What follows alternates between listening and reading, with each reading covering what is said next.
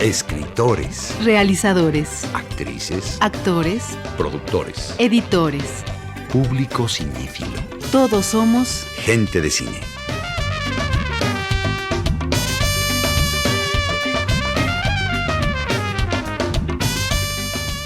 Entre el documental y la ficción, un encuentro con los que hacen, viven y disfrutan del cine.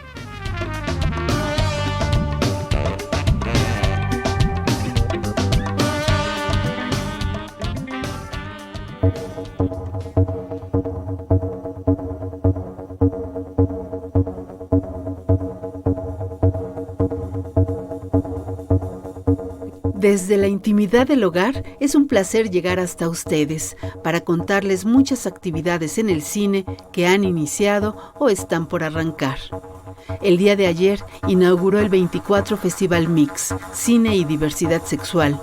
La película elegida para la función de arranque de las 3 semanas que durará Mix fue Las apariencias engañan, del realizador mexicano nacido en Aguascalientes, Jaime Humberto Hermosillo, quien murió en enero pasado y a quien se rendirá toda una programación y diálogos en torno a su prolífica y valiosa obra.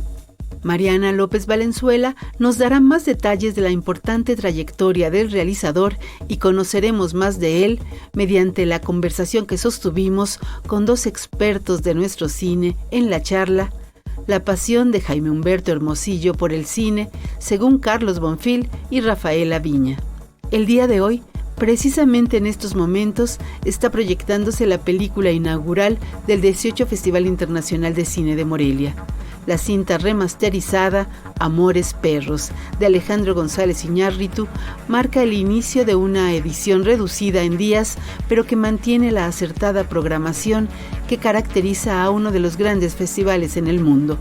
Nuestra compañera Elena Reina ya está en Morelia y nos contará de primera mano las particularidades de esta aventura híbrida que estaremos viendo y viviendo, unos de manera presencial, como la reportera de Gente de Cine, otros, como muchos en toda la República Mexicana, asistiendo a las funciones gratuitas a través de las distintas plataformas que ofrece, en Cinépolis Click, Canal 22 y Filmin Latino. En programas anteriores, Elena Reina nos ha dado diferentes aspectos de lo que ha programado el Festival Internacional de Cine de Morelia en sus 18 años.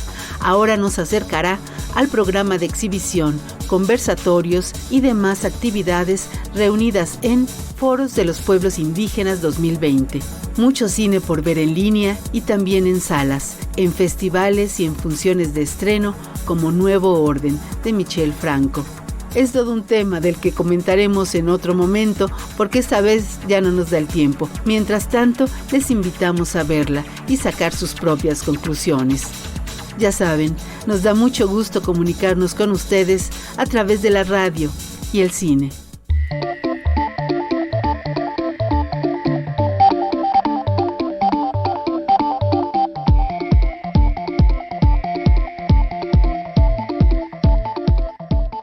Gente de Cine es un programa dedicado a los que hacen, viven y disfrutan del cine.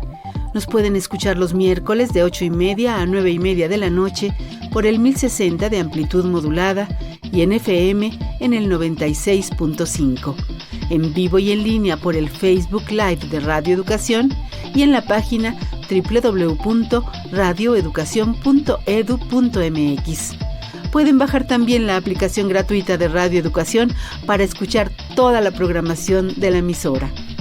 Un saludo a quienes nos sintonizan los jueves a las 8:30 de la noche por el 90.5 de FM en Radio UDEM de la Universidad de Monterrey. A las distintas emisoras de Radio Universidad de Guanajuato, las cuales transmiten Gente de Cine los sábados a las 10 de la mañana. Radio Universidad de Guanajuato en el 970 AM y el 100.7 FM. En León, el 91.1 FM y en San Miguel de Allende, 91.3 FM. Un saludo también a la radio de la Universidad de Ciencias y Artes de Chiapas, en Tuxtla Gutiérrez y su 102.5 de frecuencia modulada. Gracias por escuchar. Gente de Cine.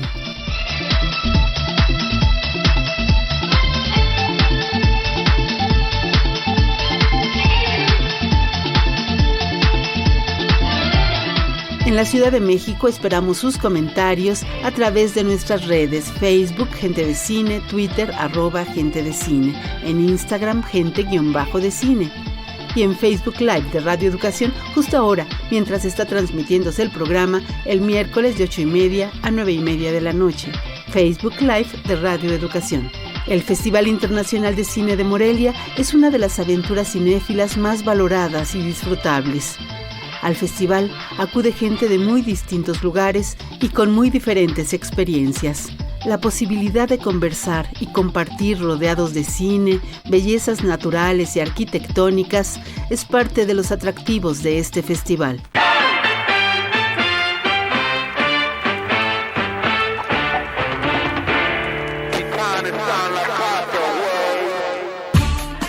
Hoy, 28 de octubre, comenzó el 18 Festival Internacional de Cine de Morelia, el cual estará realizándose hasta el próximo domingo 1 de noviembre. En esta nueva realidad, el festival se presentará en una versión completamente híbrida. Funciones presenciales y limitadas en Cinépolis Centro y Las Américas en la capital michoacana, bajo un estricto protocolo de sanidad, y funciones gratuitas por internet en Cinépolis Click, Filmin Latino y Canal 22. Con mucha emoción comenzamos nuestra cobertura, tanto presencial como digital, del 18 Festival Internacional de Cine de Morelia.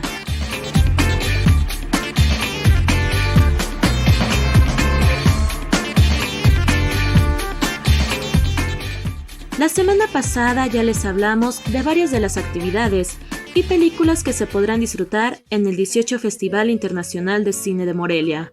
Ahora toca referirse a un espacio que ha cobrado gran relevancia, el Foro de los Pueblos Indígenas 2020, cuyo programa comprende 2 conversatorios y la exhibición de trabajos de los cineastas invitados.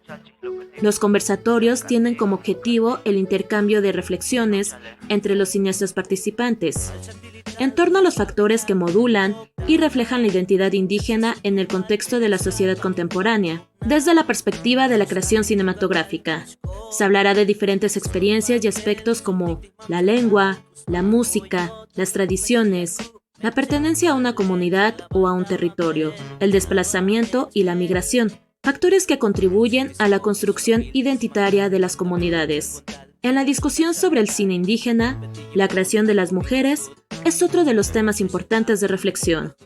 Estas son las 2 mesas que se realizarán y sus participantes. Conversatorio 1. Lengua, Identidad y Migración. Con Norma Delia Robles Carrillo, Litay Ortega, Uriel Nuti Cuejín, Nicolás Rojas Sánchez y Elke Franque. Conversatorio 2. Los dilemas de la identidad. Con Laura Plancarte, Andrea Santiago, Saúl Cac, Itandeu Jensen, Armando Bautista, Adolfo Fierro y Juan González. Las charlas estarán disponibles a partir del viernes 30 de octubre a las 10:30 horas en www.moreliafilmfest.com y en Cinépolis Click.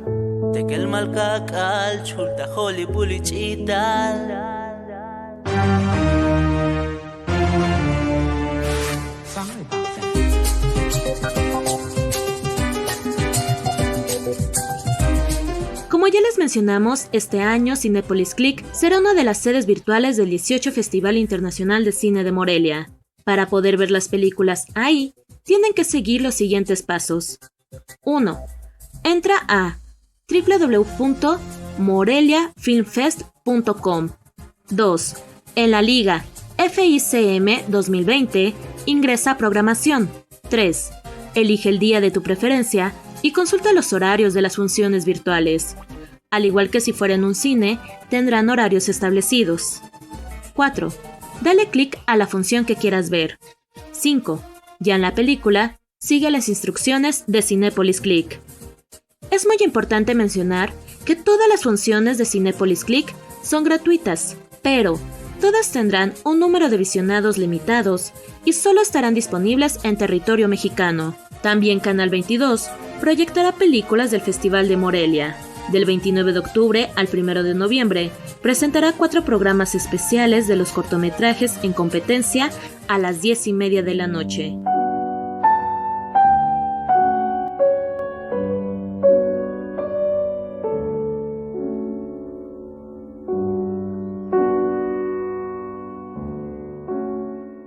Imagino que muchos de ustedes estarán preguntándose cómo se realiza una cobertura presencial de un festival de cine. Les platicaré un poco de las medidas que se están tomando. El Festival Internacional de Cine de Morelia ha sacado una serie de recomendaciones para todos aquellos que vayamos a asistir. El uso correcto de cubrebocas, es decir, que cubra nariz, boca y mentón, es obligatorio, así como el constante lavado de manos y el uso de gel antibacterial. Para evitar aglomeraciones, habrá señalamientos que indiquen en todo momento la sana distancia que se debe respetar. Al finalizar la película, la salida de la sala será de forma ordenada, es decir, fila por fila. Nos piden favorecer el uso de tarjetas o aplicaciones para pagar y tratar de no usar dinero en efectivo. En todos los festivales de cine siempre hay fiestas. La de bienvenida, la de clausura, alguna organizada por los patrocinadores, distribuidores, películas, cuates. Este año no habrá ninguna. Se han cancelado todas las fiestas. Tampoco habrá ningún evento de tipo social organizado por el festival o por sus patrocinadores. De hecho, a nosotros como prensa acreditada, nos han pedido que no asistamos a ninguna fiesta que se realice. Como parte de las medidas de protección antivirus, se instalarán filtros sanitarios en donde se tomará la temperatura de los asistentes. Nadie con más de 37.5 grados o presentando cualquier síntoma de enfermedad podrá ingresar a ninguna función o evento. El Festival Internacional de Cine de Morelia ha sido un importante punto de encuentro y convivio de una buena cantidad de prensa. Medios locales, nacionales e internacionales se dan cita a este evento anual. Este año, el número de medios acreditados se ha reducido notablemente. Es por ello que solo podrá ingresar a las funciones y actividades la prensa acreditada por el festival. Las salas de cine serán sometidas a limpieza y desinfección constante con productos de grado hospitalario. En esta edición no se entregará ni programa de mano ni catálogo impreso.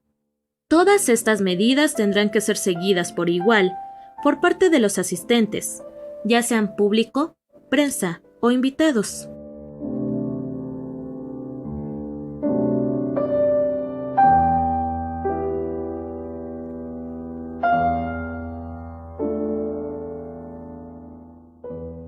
Este 2020, lo sabemos, ha sido bastante complicado y ante la nueva realidad hay nuevos retos que enfrentar.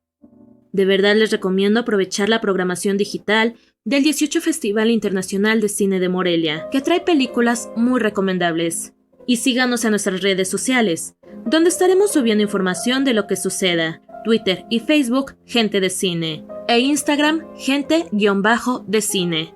También visiten la página www.moreliafilmfest.com para conocer más al respecto. Para Gente de Cine, Elena Reina.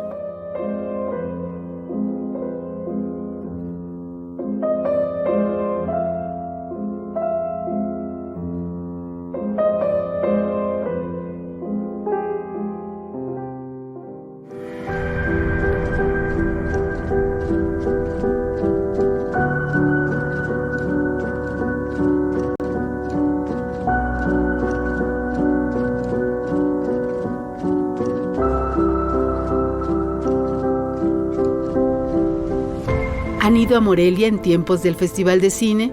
Es una experiencia sumamente gozosa, encontrarse caminando en el centro rumbo al cine o saliendo de alguna función o presentación de algún programa especial, de un libro, premiación, yendo o viniendo de la comida en el hospitality que el festival ofrece a un buen número de invitados. En fin, todo lo que sucede en Morelia durante los días del Festival de Cine es muy excitante y placentero. Somos muchos los que extrañamos no andar por ahí. Lo único que compensa esa pena es poder ver las películas que se han programado, Muchas de las incluidas en la competencia ya nos las han enviado a los medios, especialistas y críticos de cine. Hay películas de las que seguramente se hablará mucho. Una de ellas, anótenlo, Blanco de Verano, de Rodrigo Ruiz Patterson. Ha llamado poderosamente la atención de quienes la hemos visto. Ya habrá tiempo de conversar de ella a través de una charla que tuve con el realizador Ruiz Patterson y con 2 de sus 3 protagonistas, el jovencito y muy talentoso Adrián Rossi y la intensa Sofía Alexander Katz. El festival apenas empieza, así es que no pierdan de vista Blanco de Verano, en lo que se refiere a ficción nacional, y en documental se presenta, entre otras, invitamos a ver Yermo, de Everardo González, y La Mami, de Laura Herrero. Sobre la selección internacional, mi sugerencia es para que no dejen de ver Berlín, Alexanderplatz, de Burhan Kurbani. ¿Quieren más recomendaciones y comentarios de las películas, actividades e invitados que asisten al 18 Festival Internacional de Cine de Morelia? Díganlo en Facebook, Gente de Cine, Twitter, @Gente de Cine, Facebook Live de Radio Educación durante el programa Gente de Cine.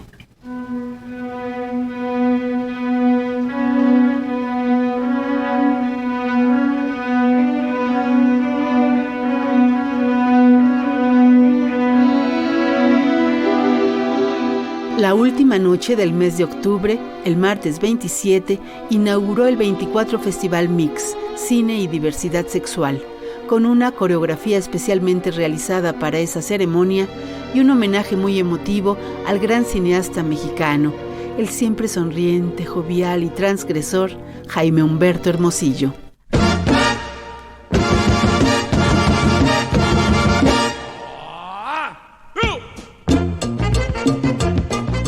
Entre las múltiples actividades del Festival Mix a celebrarse del 27 de octubre al 20 de noviembre, destacó la función inaugural con un homenaje a la memoria de Jaime Humberto Hermosillo y la exhibición del filme Las apariencias engañan, una joya fílmica nacional la cual en su momento causó censura y controversia y por lo tanto fue injustamente poco vista. El cineasta mexicano es referencia obligada en el catálogo de nuestros mejores realizadores. Jaime Humberto Hermosillo falleció a los 77 años de edad el pasado 13 de enero de 2020 en Guadalajara, Jalisco. Nacido en Aguascalientes en 1942, en un entorno conservador, Hermosillo logró construir una sólida filmografía, cuyo común denominador es su interés por diseccionar la hipocresía clase mediera mexicana y abrir la cortina detrás de la cual se esconden muchas perversiones y mentiras. Entre las obras más destacadas de Jaime Humberto se encuentra su trabajo con Gabriel García Márquez en María de mi corazón y el filme La tarea, ambas protagonizadas por la ahora primera actriz María Rojo,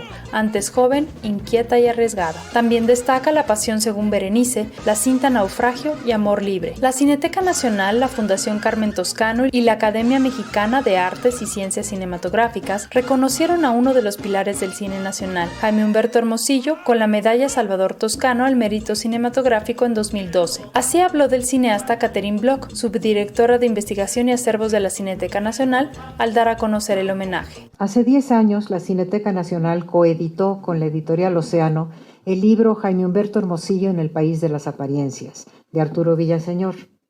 Una entretenida biografía de Jaime Humberto en la que en medio de un juicio kafkiano nos enteramos que Jaime nació en Aguascalientes, quedó huérfano de padre cuando tenía solo 1 año y medio, que su madre sacó adelante a sus 5 hijos gracias a la panadería familiar y que Jaime y su hermano Marcelino verían en matinés cientos de películas que marcaron su vida y vocación. Su incontenible pasión por el cine lo llevó a dejar a su familia y viajar a la Ciudad de México, donde comenzaría poco tiempo después sus estudios de cine junto con los integrantes de la tercera generación del CUEC. Allí en Guadalajara, Jaime Humberto impulsó además la descentralización del cine al fundar la Escuela del Centro de Cine y Crítica de Occidente y luego el Centro de Enseñanza Cinematográfica que se convertiría en el CIEC, Centro de Investigación y Estudios Cinematográficos pertenecientes a la Universidad de Guadalajara, junto con Anne-Marie Meyer y Arturo Villaseñor, a quienes se uniría después Emilio García Riera. Deseoso de promover el cine mexicano ante críticos internacionales, creó también en Guadalajara la Muestra de Cine Mexicano en Guadalajara, festival de cine que se convirtió con los años en el principal festival cinematográfico del país. Son numerosas las retrospectivas de su obra que se han llevado a cabo tanto en México como en el extranjero, y mencionaré solo dos: el National Film Theatre de Londres en 87 y el Museo de Arte Moderno de Nueva York en 1990.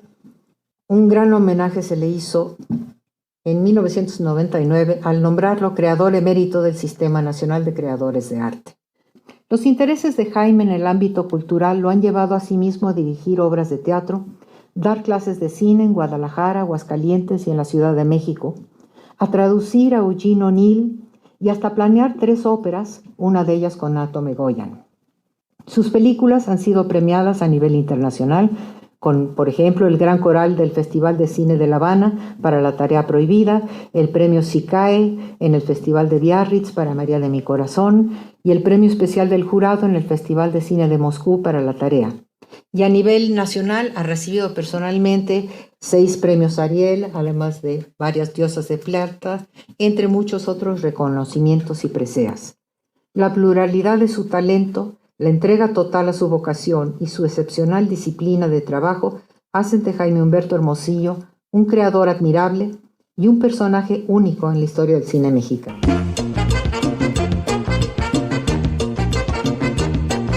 Escuchemos cuáles fueron las palabras de Jaime Humberto Hermosillo en la conferencia de prensa en la cual fue anunciado el merecido reconocimiento. Muchísimas gracias por su asistencia a ustedes y por acompañarme en esta mesa. Bueno, júbilo, entusiasmo me provoca el hecho magnífico de recibir esta distinción, la medalla Salvador Toscano.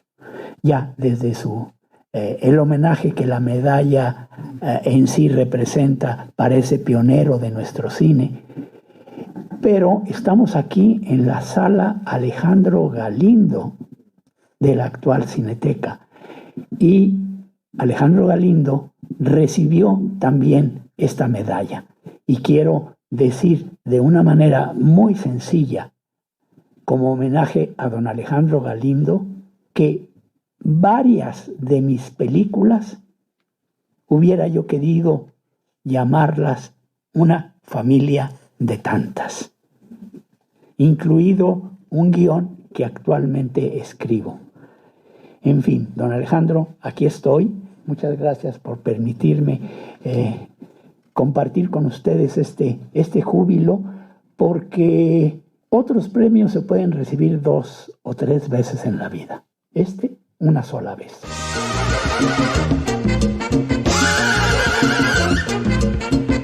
La medalla Salvador Toscano le fue entregada durante la ceremonia de los premios Ariel en el año 2013, y como parte de este acontecimiento, la Cineteca Nacional programó una retrospectiva completa del cineasta, como la que este año prepara el Festival Mix, Cine y Diversidad Sexual, para rendir homenaje al maestro Jaime Humberto Hermosillo. El Festival Mix llega a la capital con más de 100 cintas, conferencias, conversatorios y reconocimientos a lo más destacado en la comunidad LGBT. Habrá Festival Mix durante 3 semanas, en sedes como el Teatro de la Ciudad de Esperanza Iris, Cineteca Nacional y Cinépolis. Ahí se presentarán las secciones oficiales Competencia, Platino, Supernova, Panorama Mexicano, Ícono y En Corto. Puedes checar toda la información del Festival Mix 2020 y sus funciones en el festivalmix.mx. Para Gente de Cine reportó Mariana López Valenzuela.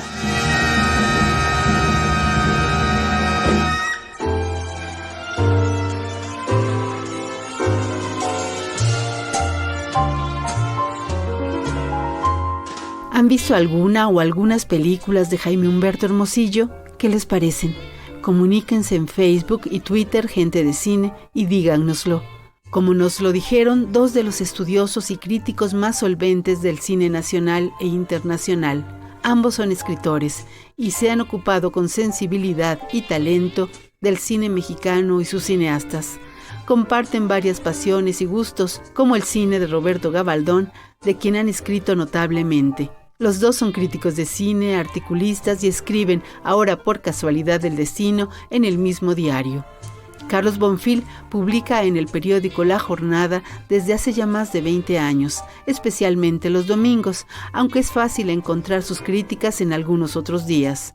Rafael Aviña escribió muchos años para Reforma y al separarlo de sus páginas lo acogió, felizmente, la jornada semanal, donde publica de manera quincenal.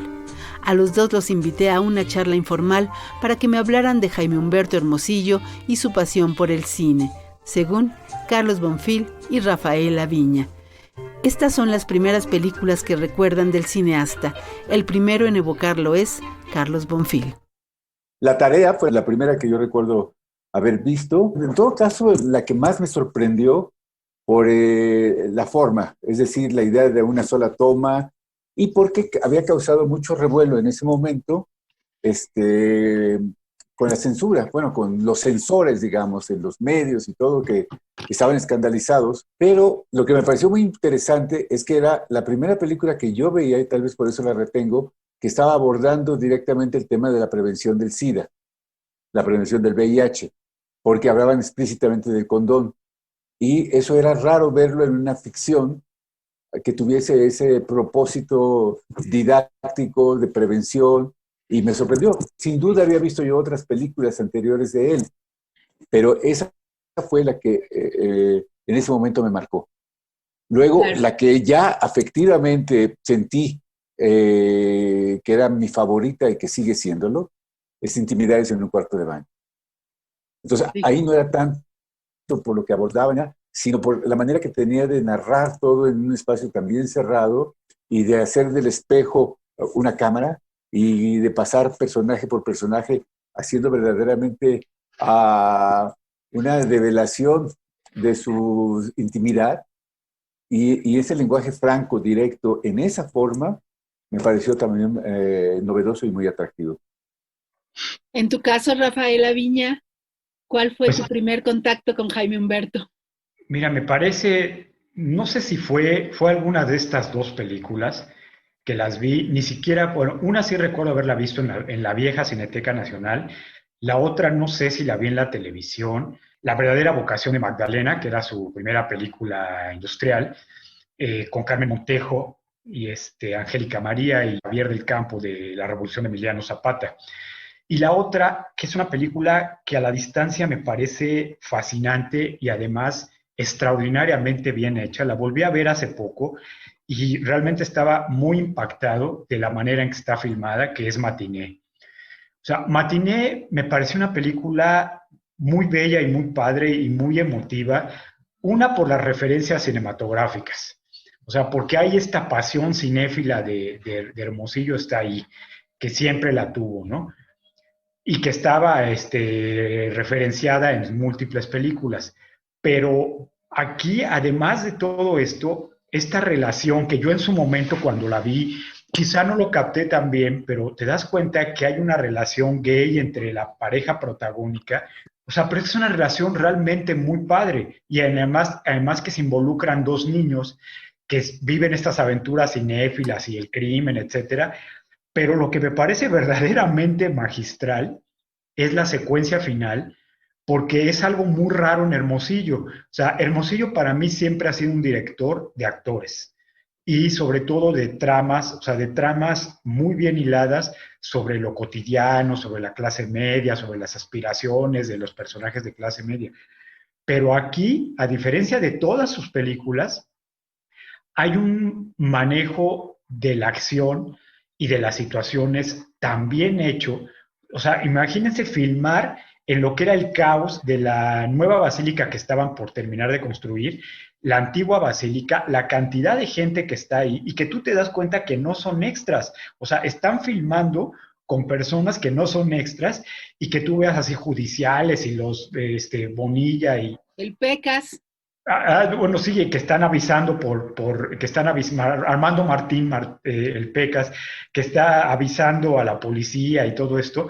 Y bueno, ellos vestidos de sacerdotes, y Ojeda y Héctor Bonilla vestidos de sacerdotes y perseguidos por los judiciales y la gente viendo toda la persecución. Eso es algo realmente sorprendente para la época, porque la película está filmada como si lo hubiera hecho alguien dedicado al cine de acción, o sea, de manejar extras, secuencias así, de persecuciones, etcétera, y no era el caso de Hermosillo.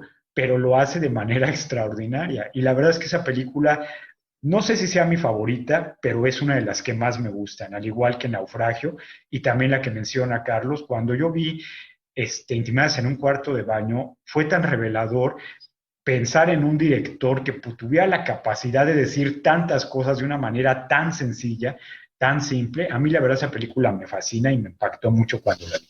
Evidentemente, Sonia, a las películas anteriores, la que menciona, luego La Pasión según Berenice, ¿cómo se llama esta otra? La de Doña Arlinda y su hijo. De repente me doy cuenta que, visto a la distancia, cómo fue pionero de todas las cosas que hoy se reivindican en materia de diversidad sexual y cómo fue el primero también en mostrar de manera explícita el erotismo entre dos varones a través de un beso, a través de caricias, a través de ternura, y cómo con esto subvertía toda la tradición y las buenas costumbres que permeaban en la clase media y en otros estratos sociales. Entonces, tuvo una valentía de hacerlo cuando verdaderamente desde Guadalajara hasta la Ciudad de México y desde Aguascalientes, de donde era, eso se rechazaba o se veía de soslayo, con menosprecio, pero no tanto con indiferencia. Yo creo que les movía a todos.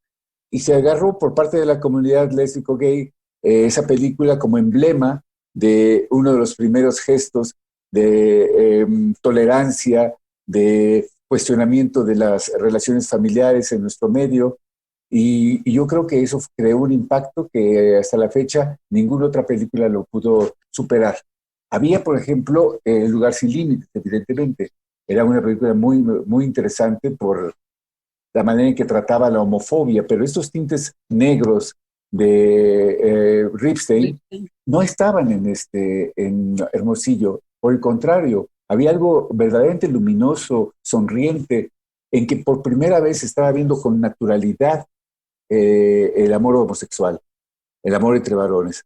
Y eso sí fue una revolución, considerando en la época que fue filmada, en los años 80. Entonces, yo creo que esa es una de las grandes marcas, ¿no?, de Hermosillo y sus contribuciones a lo que ahora se ve con total naturalidad en el cine lésbico, gay, queer. Muchas veces se olvida que van a pasar casi 40 años, o menos, de que un hombre venido de provincia que había padecido, como se ve en relatos autobiográficos suyos después, esa situación de oprobio, de estigma y todo, llega a la Ciudad de México, hace cine, es independiente, se desmarca rápidamente de otros directores del momento como Jorge Pons, como Casal, como el propio Ripstein, a quien admiraba mucho, pero va a dar una voz diferente, disidente, heterodoxa y sobre todo muy, muy amable y sonriente de algo que para todo el mundo era de lo que no se habla. Él sí hablaba y lo decía públicamente. Fue uno de los primeros en salir del closet en el medio artístico y reivindicar sin aspavientos y sin grandes cosas, sino con su cine. Y no era únicamente en la cuestión homosexual. La Tarea molestaba por lo mismo. A la película con Isela Vega. Las apariencias engañan. Las apariencias engañan. Y todo, la gente sabía. Amor libre. Amor libre. Entonces, todo eso a la distancia puedes aquilatar hasta qué punto fue novedoso, importante y necesario.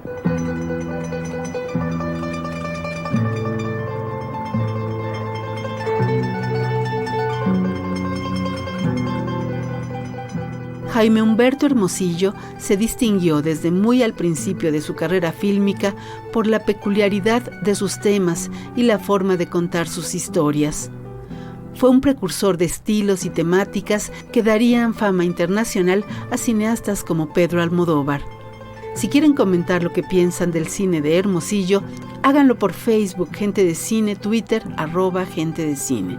Es Rafaela Viña quien empieza a diferenciar el cine de Almodóvar y Hermosillo, y Carlos Bonfil también tiene apuntes importantes que hacer sobre ambas cinematografías. Pedro Almodóvar debutó en el 80 con la de Pepe, Lucy y Bom, pero en realidad, o sea, la película de Pepe, Lucy y Bom, que sí, que es una película muy divertida, muy transgresora, como muy silvestre en la manera de filmar. O sea, realmente Almodóvar empezó a tener oficio como realizador mucho tiempo después. Hermosillo quizá tuvo la fortuna de que pues él estudió cine en el CUEC, se salió, regresó, etcétera.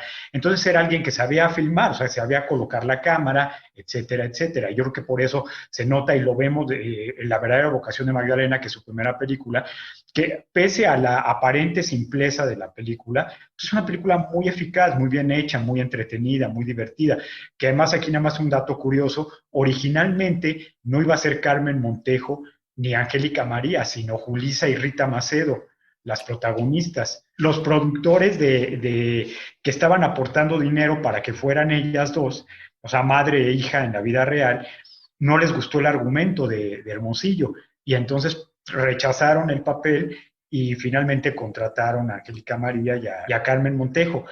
Pero en realidad, como dice Carlos, o sea, Hermosillo realmente fue un precursor a nivel universal. Y si uno lo piensa, Hermosillo creo que es el director más importante de los 70s, porque de alguna forma su cine quedó como un poco relegado ante la espectacularidad de las películas de Casals o de Ripstein, que tuvieron como mucho impacto en todos los sentidos. Y claro, y ahí en medio de Ripstein y Casals pues está Gabriel Retes, está Burrola, está Fons, está el Perro Estrada, etcétera, pero todos tenían como un estilo diferente y una intención distinta. Y Hermosillo era el que aparentemente era el más sencillo, el más simple, el que tocaba los temas más cotidianos, pero dentro de esa simpleza, o sea, hay una complejidad enorme y lo vemos en películas que son incluso en apariencia menores, como sería Naufragio. Y no solamente me refiero a la trama, sino la parte técnica. O sea, esa secuencia en la que sale Marea Rojo y Anofelia Murguía de su departamento en Tlatelolco, y la cámara la sigue, entran al metro, la cámara está dentro del metro, salen del metro Zócalo y la cámara las está captando desde arriba, desde una de estas oficinas de gobierno donde trabajan ellas dos. Es una escena técnicamente impecable, es un plano secuencia sensacional, o sea, pero él era como muy discreto en todos sentidos, y nos damos cuenta que Hermosillo pues fue un hombre sumamente adelantado a sus temas, y a la temática y a la técnica cinematográfica que utilizaba, ¿no? Además, era alguien que iba a contracorriente de lo que se estaba haciendo aquí en México, porque mencionaban a Almodóvar, pero Almodóvar es reflejo, voz, portavoz y todo de la movida madrileña. Él está siguiendo, verdaderamente haciéndose eco de algo que estaba en las calles, estaba tomándole el pulso a una realidad, que era el momento de transición de la dictadura a la democracia, que era un momento de libertad extrema, y no sucedía lo mismo en México cuando filmaba Hermosillo, que había tenido diferencias con muchas personas, con festivales y todo, y que lo que tenía como paralelo no era a un Carlos Saura o a un Víctor Erice, sino tenía todo un sistema oficial de cine de Estado, solemne, tieso, en todos los sentidos, que pretendía ser magistral en algunos casos, que acababas definiéndose como mediocre, pero él era una voz distinta y sus temáticas también lo eran. Su acercamiento a las complejidades, preocupaciones de la clase media era invaluable, porque sí había sabido tomar la voz de su propia clase, de su propio medio, de lo que le rodeaba, y se volvió un retratista social insuperable. Eso yo creo que es lo que uno todavía retiene y las nuevas generaciones descubren con cierta admiración de cómo hace casi 40 años, había un hombre filmando de esta manera en México. Tú dices diferente, Carlos. ¿Tú cómo lo verías eso, Rafael? Sí, fíjate que yo creo que una de las decisiones importantes y de la cual, bueno, ya fuimos testigos, ya estábamos de alguna manera empezando como a entrar en ese medio, fue justamente cuando él tiene esta pelea o esta discusión con Emilio García Riera, con los Padilla, con la gente porque él es el creador de la muestra de cine mexicano en Guadalajara, él inventa eso, o sea eso también es algo muy interesante, o sea, en México la tradición de los festivales no existía más que la famosa reseña cinematográfica, y que bueno, era una reseña en donde venían películas así espectaculares y Fellini y Saura En Acapulco. En Acapulco y que se exhibían también en el Cine Roble posteriormente. Pero bueno, era algo más bien como festival de festivales, pero no existía un festival cinematográfico como tal en México. Y aquí no solamente fue que él hace el primer festival, sino que es un festival centrado en películas mexicanas, así se llamaba, la Muestra de Cine Mexicano en Guadalajara.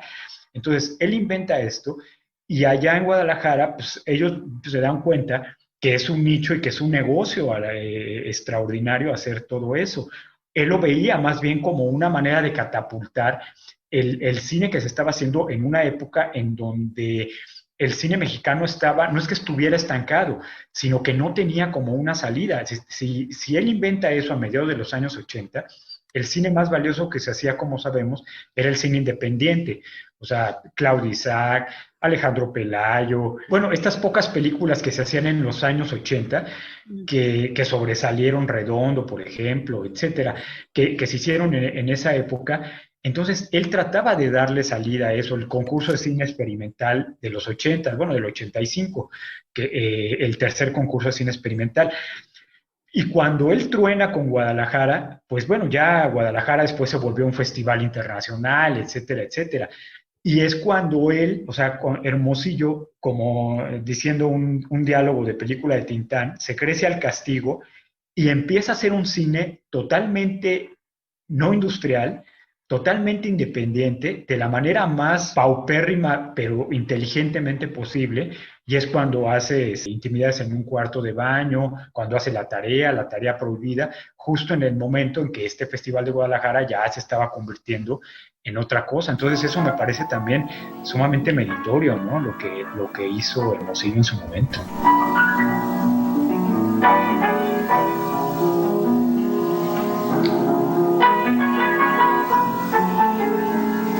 El bastante fiable portal IMDb tiene registrado a Jaime Humberto Hermosillo con 39 créditos como director, 30 de escritor, 10 créditos de productor, 4 de editor, 2 de actor.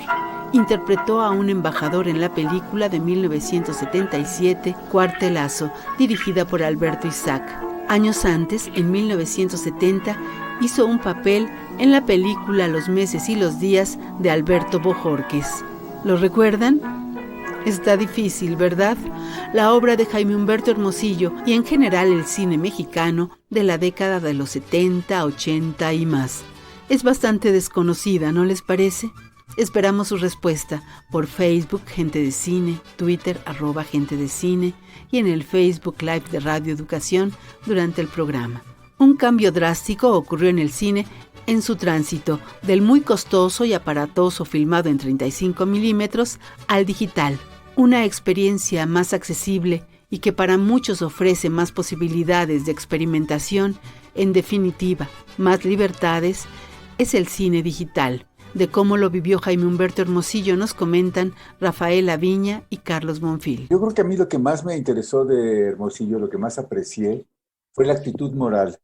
Era una actitud moral solidaria, no solamente con los que le rodeaban, sino con sus alumnos, con la gente que quería aprender de él. Él era muy generoso porque tenía un gran entusiasmo por la cultura en general.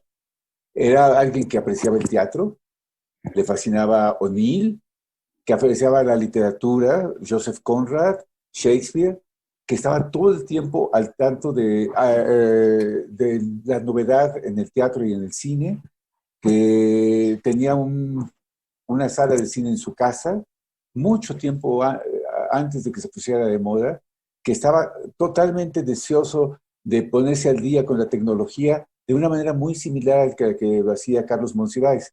Entonces, ambos tenían ese refugio cinéfilo en el hogar y de algún modo estaban anunciando, sin saberlo, que algún día acabaríamos todos por fuerza de la situación de la pandemia, haciendo exactamente lo mismo a contracorriente o más bien a regañadientes. Pero ellos ya lo habían hecho, porque verdaderamente en el caso de Hermosillo, él disfrutaba muchísimo compartir la experiencia con sus amigos cercanos. Le era muy fiel a las amistades, a María Rojo, a personas de la Cineteca que él quería muchísimo. Y entonces hacías un pequeño círculo que no era elitista, era sencillamente de gente que él consideraba que eran sus mejores interlocutores. Aun cuando él se abriera a todos los demás, a jóvenes y gente de su edad, siempre tenía un pequeño cenáculo en el cual él podía verdaderamente darse por completo. La gente admiraba sus gustos, los compartía e incluso retenía su alergia a los gatos en caso de que fuera el caso, porque sabía que sin gatos no había función. Entonces, era eso, y por eso yo sí los relaciono mucho a Monsiváis y a Hermosillo. ¿Y entre ellos se llevaban? ¿Tú conociste muy bien a los dos? ¿Entre ellos había relación? No, no de que se frecuentaran ni de que hablaran continuamente por el teléfono como se le decía a Carlos, pero Monsiváis sí reconocía el papel precursor que había tenido Jaime Humberto. Jaime Humberto, lo reconocía y además pensaba que no había otra persona, otro cineasta que hubiera podido hacer lo mismo. Sí reconocía de Ripstein el trabajo En el lugar sin límites y en algunas otras películas que vinieron después, Principio y Fin, todo, pero yo creo que sí había una simpatía discreta, tímida, porque ambos eran así también. Eran personas que socializaban mucho, pero que lo hacían con cierto pudor. Por eso, con el tiempo, se pensaba que los dos compartían, que tenían dos compartimentos en un mismo closet. No, no era el caso. La gente que los conocía y que los leía a uno y que veía la película en el otro, sabían que no había necesidad alguna de desclosetarse, puesto que todo el mundo podía apreciar verdaderamente cuál era su punto de vista sobre el tema. Y era un punto de vista totalmente comprometido en ambos casos. Esta libertad digital, y lo vemos incluso con todos los cineastas de esa generación, de los años 70, primero fue una manera de experimentar, pero para mí, en lo personal, me queda claro que no fue lo idóneo para ninguno de ellos. Si pensamos, por ejemplo, en los mismos experimentos que hizo Ripstein ya con el cine digital, pues realmente eran fallidos. Lo que hizo Hermosillo también, la verdad es que yo lo considero fallido, aunque hay cosas muy interesantes. La primera digital, entiendo, es la de Exorcismos, que tiene muchas cosas atractivas. El hecho de estar, algo también, agradecer que haya filmado en paisaje, en el pasaje Iturbide, que además es un pasaje que ahorita está cerrado, que es de estos lugares maravillosos, bellísimos, que fue muy importante para cierta generación, que bueno, por todo lo que había ahí, en este pasaje, y que ahora por un litigio absurdo está cerrado. Y él filmó ahí con este chico que, por cierto, fue compañero mío en la universidad, fuimos compañeros de la universidad, Jorge Z. López, que empezó a trabajar como fotógrafo. Y Jorge, bueno, hizo cosas muy interesantes, porque finalmente Jorge estaba muy joven, él proponía cosas muy atractivas, como era la cámara en mano, etcétera. Pero en realidad, si damos seguimiento a toda la obra digital de Hermosillo, yo creo que fue como de más a menos, ¿no? Como que pareciera que cada película nueva era peor en todos sentidos, no solamente en la técnica, sino en las mismas historias. O sea, ya las últimas películas que hizo eran verdaderamente fallidas. O sea, y yo entiendo, eran ya eran como ensayos personales, como ciertas cosas medio como de testamento, y se veía que ya no le interesaba tanto proponer una revolución cinematográfica, sino decir cosas muy personales. Pero eso pues obró en contra de estas películas. Es una pena, es una lástima que sus últimas películas hayan estado así o hayan quedado así. Eso no quiere decir que es un cineasta que no valga la pena, por el contrario. Yo sigo insistiendo que es uno de los directores más importantes del cine mexicano y de manera personal creo que es el director más importante de los años 70 y estamos hablando de figuras como Ripstein de Casals, como Bojorquez, el Perro Estrada, que yo lo admiro y lo adoro y me fascina el Perro Estrada, pero en realidad Hermosillo es el que tiene la filmografía más completa, más pareja, más atípica, con más propuestas estéticas, éticas y cinematográficas. Es Hermosillo en los años 70. Totalmente de acuerdo con tu análisis sobre estos dos periodos y del periodo que viene después con lo digital. Había un frenesí por filmar. Él me solía decir que él tenía una película para cada estación del año. Hablo de las películas digitales. Y decía, esta va a ser la de invierno o esta vez preparo la de otoño. ¿Por qué? Porque tenía una necesidad, yo no sé, yo no creo en cuestiones esotéricas, pero como una premonición de que tenía que filmar rápido. Y entonces aquel pudor que le conocimos y admiramos, que no tenía que ver nada con... Él hacía provocaciones muy fuertes, como en las películas que hemos mencionado, de La Tarea y otras, que para su momento lo fueron, o Doña Erlinda y su hijo. Eran provocaciones, pero él, en lo personal, siempre había mantenido cierta distancia como figura pública. Cuando viene lo digital y empieza a filmar de esta manera desaforada, se pierde algo de ese pudor, de ese antiguo pudor, y se transforma en un exhibicionismo. ¿Por qué lo digo? No lo digo de manera peyorativa, sino sencillamente porque sus películas son como páginas de un diario íntimo, y que abría y mostraba a quien quisiera interesarse e incluso a quienes no se interesaban, entonces, y que caía por accidente en ellas. Entonces, lo mismo hablaba de sus gatos, que hablaba de su amante, de su amigo, filmaba todo. Todos nosotros podíamos pasar frente a su cámara. ¿Por qué? Porque estaba registrando su vida personal. Y entonces llegó un momento en que ya era muchísimo, ya la gente no podía seguir ¿qué está haciendo ahora Hermosillo? ¿En qué nueva aventura está? Y se parecían, como dice Rafael, tanto unas a otras, que la verdad daba lo mismo. Entonces, sí, yo creo que hubo una pérdida de rigor en las últimas películas. Por eso es que cuando hablamos de Hermosillo, nos vamos siempre al pasado, nos vamos siempre a los años 70, 80 y todo. Y cuando descubrimos, como lo hizo la Cineteca, su primera película, Los Nuestros, pues ya nos parece una rareza, ¿no? Es interesante, pero sí es como un pequeño ensayo muy, muy personal, como otro que hizo en Canadá con sus amigos. Ausencia. Mucho después. Sí, exacto. Entonces uno tiene que verlo bajo ese prisma, ¿no? Que ya no son las historias de antes, ya son otras cosas, son happenings. No dudo que eso vaya a suceder y espero que tenga una revaloración. Hemos visto el caso, y Rafael y yo hemos estado muy cerca de ese caso, que es el de Roberto Gabaldón. Roberto Gabaldón tuvo que pasar mucho tiempo para que la gente se pusiera a discutir en libros incluso la importancia o no de filmar El Gallo de Oro, de hacer esa adaptación. Entonces, sí, con el tiempo viene ya cierta mesura en el juicio, en la valoración de un cineasta. Se le está dirigiendo uno a otros interlocutores más jóvenes, con otra mirada. Efectivamente, es muy probable que algunas de las películas que a nosotros pueden dejarnos indiferentes o fríos logren conquistar póstumamente el público que merecen. Pero eso solamente podemos desearlo. Pero ese ha sido el caso de Roberto Gabaldón, ese será tal vez el caso de Retes y de otros directores que ustedes pueden tener bien en mente de aquella época.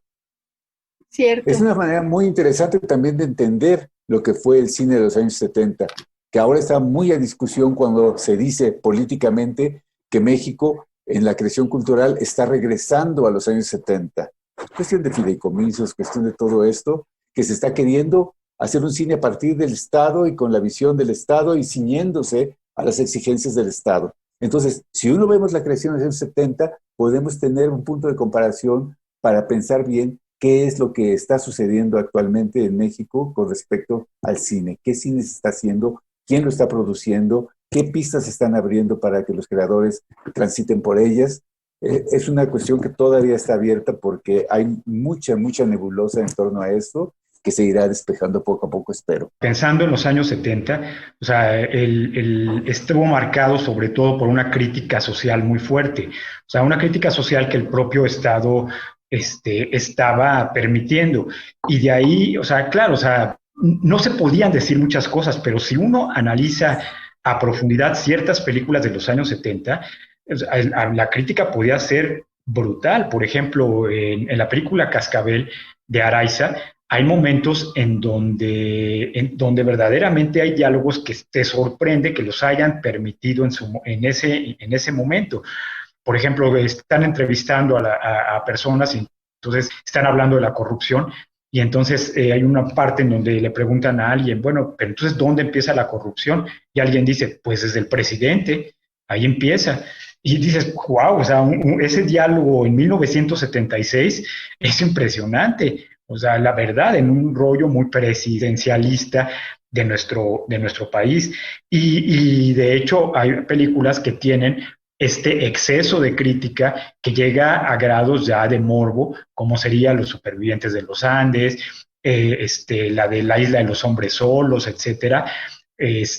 Pero había otras que estaban como en medio de esas historias y que te estaban hablando de lo que sucedía en la realidad mexicana del momento. Es el caso de Bojorquez, es el caso de Retes, o sea, con Chinchín, el propio Perro Estrada con Cayó de la Gloria el Diablo. Entonces, o sea, estos directores estaban aportando una serie de elementos de cómo era la sociedad mexicana de ese momento, y además una sociedad ya marcada por este parteaguas que fue el 68, ¿no? O sea, entonces es muy interesante. El cine de los 70s definitivamente es uno de los puntos más importantes de nuestra cinematografía. Incluso podríamos pensar que tiene como una complejidad mayor que la época de oro que ha sido siempre tan celebrada. Del mismo modo que dice que hay cineastas de aquellos años marcados por el 68, es cierto. Hermosillo estuvo muy marcado por la revolución sexual, por todo lo que se dio también en esa época en Estados Unidos, en Inglaterra, y verdaderamente ese hedonismo, ese goce del erotismo en sus películas proviene también directamente de esta visión no hippie, sino verdaderamente de contracultura triunfante y gozosa, a la que le vino a dar el traste con la aparición del VIH-Sida. Entonces, él es también cronista de la aclimatación en México de esa sensibilidad disruptiva de los jóvenes de la revolución sexual. Y yo creo que eso sí no hay que perderlo de vista porque es lo que lo distingue de sus compañeros de generación. Es una de las cosas que les distingue. Entonces, hay juego, hay una provocación maliciosa, no agria, no para nada. Yo creo que el tono de frescura que imprime Hermosillo a sus películas es algo que viene directamente de esa tradición de los años 60 y de esa contracultura.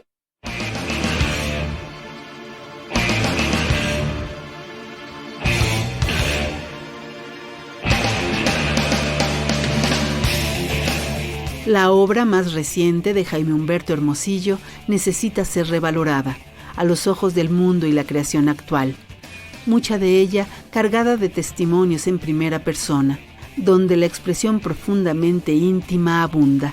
En tiempos de la selfie perpetua, encontrar lo universal en la creación personalísima es una tarea muy difícil, que ya ha dado manifestaciones fílmicas notables, tanto en el cine nacional como en el que se realiza fuera de nuestras fronteras. Hay que ver el cine de Jaime Humberto Hermosillo, todo, el de sus inicios, en sus ejercicios escolares como alumno inquieto del CUEC, a su exploración digital. Todavía tenemos más que compartir de la pasión de Jaime Humberto Hermosillo por el cine, según Carlos Bonfil y Rafaela Viña, pero eso será en nuestro siguiente programa.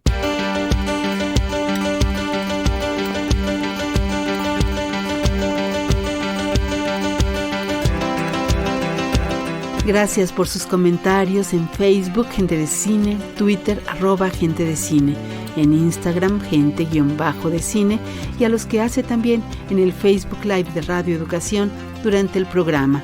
Seguimos pendientes de sus comentarios e impresiones.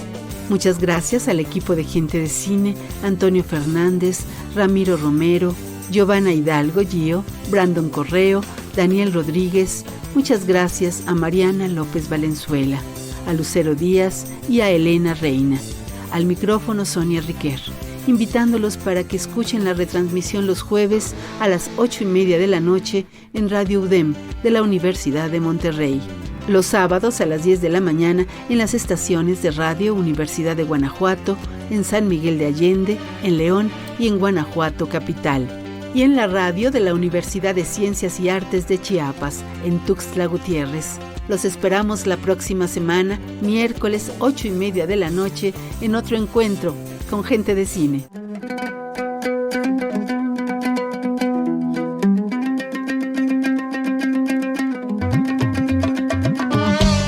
Escritores, Realizadores, actrices, actores, productores, editores. público cinéfilo. Todos somos Gente de Cine.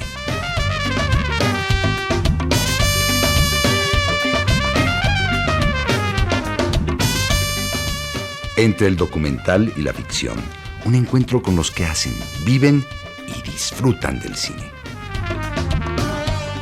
Busquen Gente de Cine en Facebook o en Twitter. Esperamos sus mensajes.